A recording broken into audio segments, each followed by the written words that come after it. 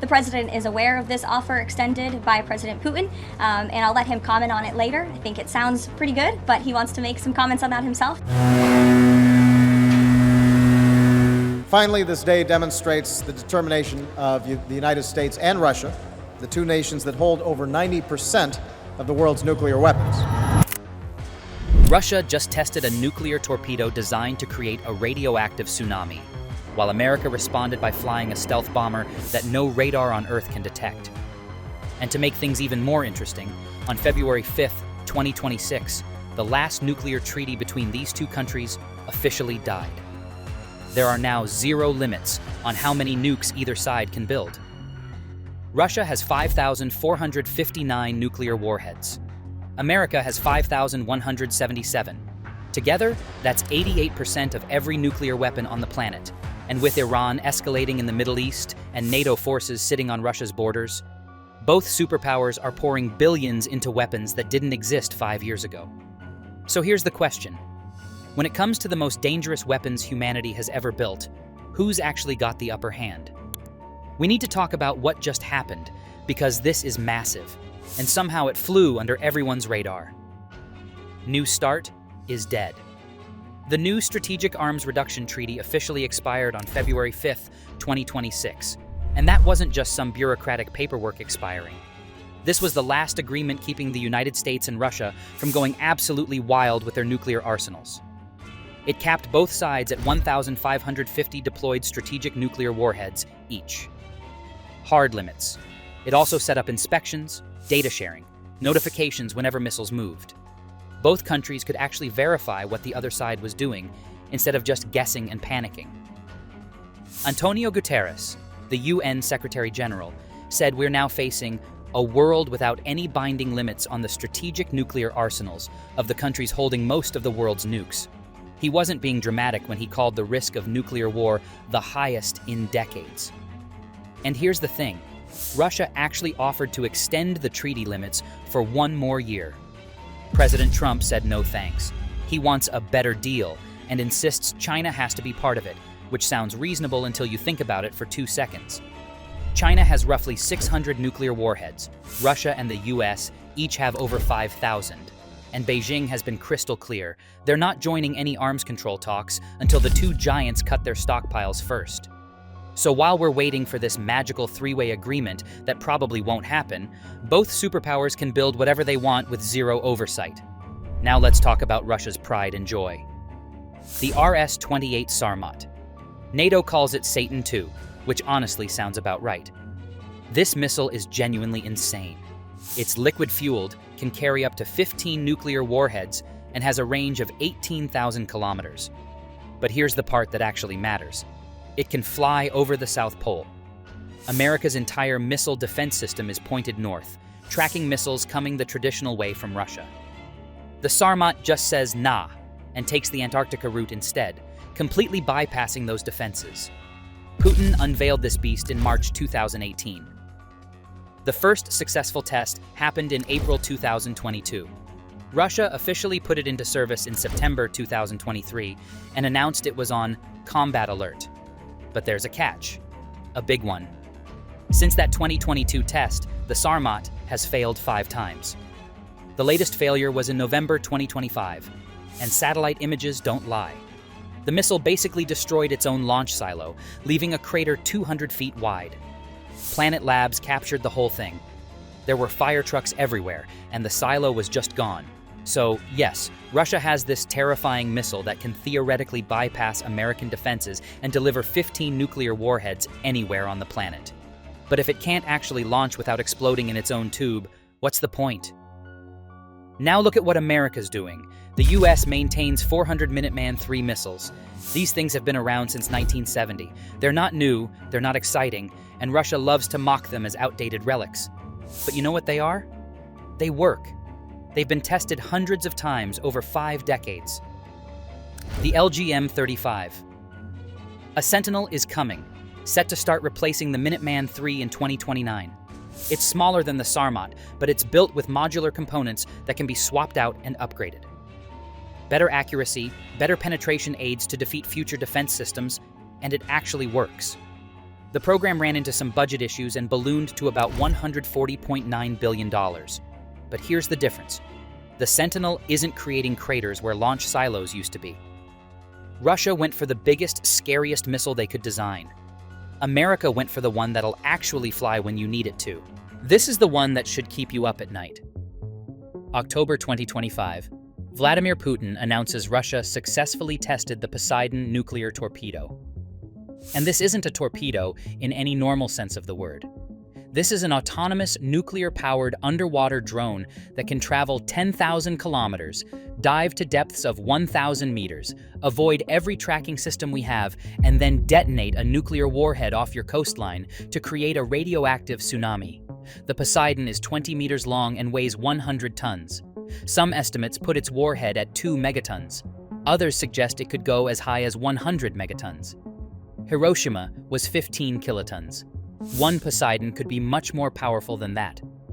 Analysts are saying a single strike could wipe out a coastal city, cause radioactive flooding dozens of miles inland, and kill millions of people. Russia plans to build at least 30 of these things and deploy them across 4 submarines, including the Belgorod. First operational Poseidon is expected by 2027. America's response? They didn't build one. They didn't need to. The United States operates more than 90 nuclear submarines. Russia has 50. The Ohio class alone carries 24 Trident 2D5 missiles. Each one of those missiles can carry up to 8 nuclear warheads.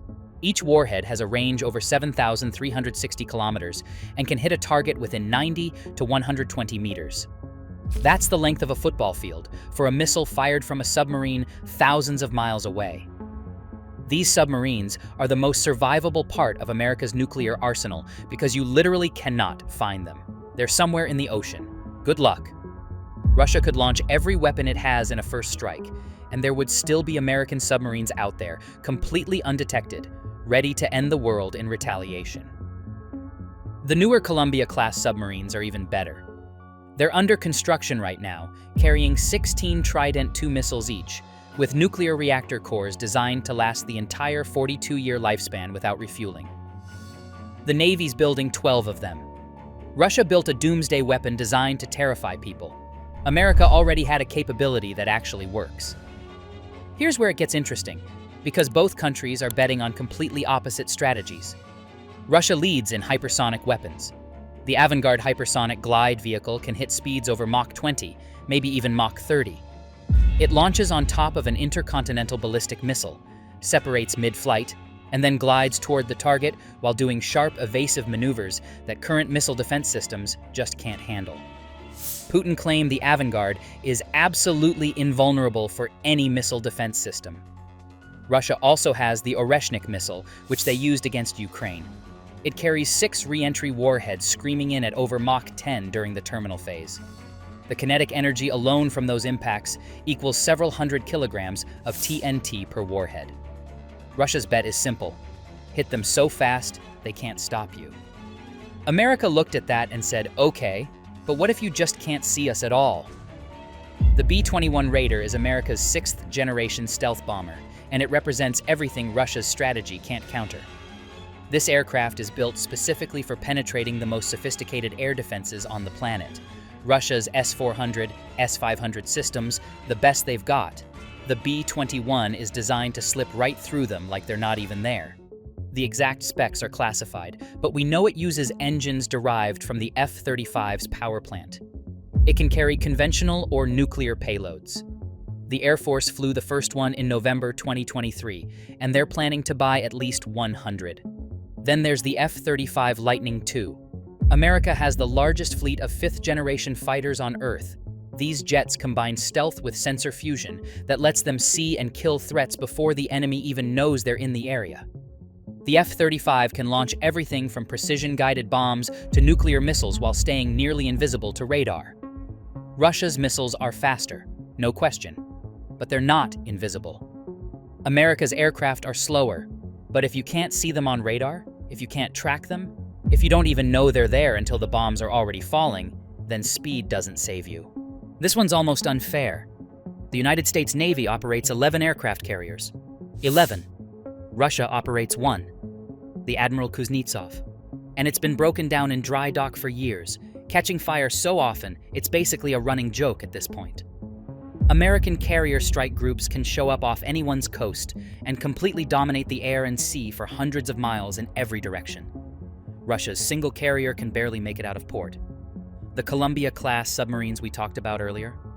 The Navy is building 12 of them with a total price tag around $132 billion. These submarines will patrol the oceans for the next 40-plus years, completely undetectable, carrying enough nuclear firepower to obliterate entire nations. Russia has the Belgorod for its Poseidon torpedoes. They're building the Khabarovsk as a second platform. That's 2 specialized submarines carrying experimental weapons versus America's fleet of 90-plus proven platforms. That's not a fair competition. Russia's S-400 and S-500 air defense systems are legitimately some of the best in the world. They can track dozens of targets simultaneously at ranges over 400 kilometers. America has the Patriot missile system, which has been battle-tested repeatedly.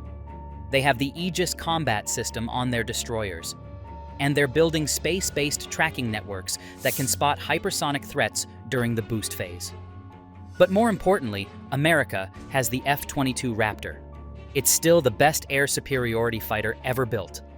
Combined with the F-35 fleet and upcoming 6th-generation fighters, America maintains complete air dominance against any opponent. Russia has advanced fighters like the Su-35, which is a genuinely capable aircraft. But without stealth, it's fighting at a massive disadvantage against American 5th-gen fighters that can engage from beyond visual range. So here's the real comparison in early 2026. Russia has more total nukes, 5,459 to America's 5,177. But America has more strategic warheads ready for long-range strikes. Russia's entire philosophy is about destruction. Giant missiles, doomsday torpedoes, weapons built to cause maximum devastation. America's philosophy is precision, stealth bombers, networked warfare, surgical strikes that hit exactly what they're aiming at. Russia's weapons are harder to intercept because of their speed. America's weapons are harder to detect because of their stealth. Russia has some innovative platforms, like the Belgorod submarine. America has 11 aircraft carriers and a submarine fleet that outnumbers Russia's by almost 2 to 1. Both nations maintain what military strategists call rough parity, but that's changing. With New START dead, both countries are free to expand without limits. Russia is modernizing with the Sarmat, Poseidon, and Avangard. America is replacing its entire nuclear triad with the Sentinel YCBM, Columbia-class submarines, and B-21 bombers. But here's the part Russia really doesn't want to talk about. America has allies. NATO countries combined outspend Russia on defense by a factor of 3. Japan, South Korea, Australia, the Philippines. They all provide forward bases that essentially surround Russia. Just Germany, France, and the UK together spend more on defense than Russia's entire military budget. Russia is in an arms race it probably can't afford. America is in an arms race backed by the largest economy on the planet and a network of wealthy allies. The weapons themselves aren't the scariest part. The scariest part is that there are now 0 rules preventing either side from building as many as they want. A new arms race isn't coming. It's already here. Russia is testing weapons that keep failing but declaring victory anyway. America is pouring hundreds of billions into replacing its entire nuclear arsenal. China is watching and building up its own stockpile faster than anyone predicted. Iran is making moves in the Middle East. Ukraine is still burning. Britain's former head of armed forces, Admiral Sir Tony Radakin, put it bluntly: the architecture and frameworks that helped keep the world safe now risks unraveling. We're watching it happen in real time. Russia has terrifying weapons on paper.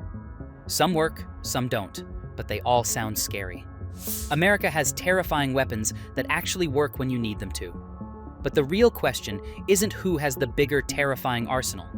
The real question is whether either side has enough sense left not to use them. What do you think about all of this? Are we heading into a full-blown new Cold War? Or is this just both sides flexing for political points? Let us know in the comments section, and make sure to hit that subscribe button so you don't miss what comes next.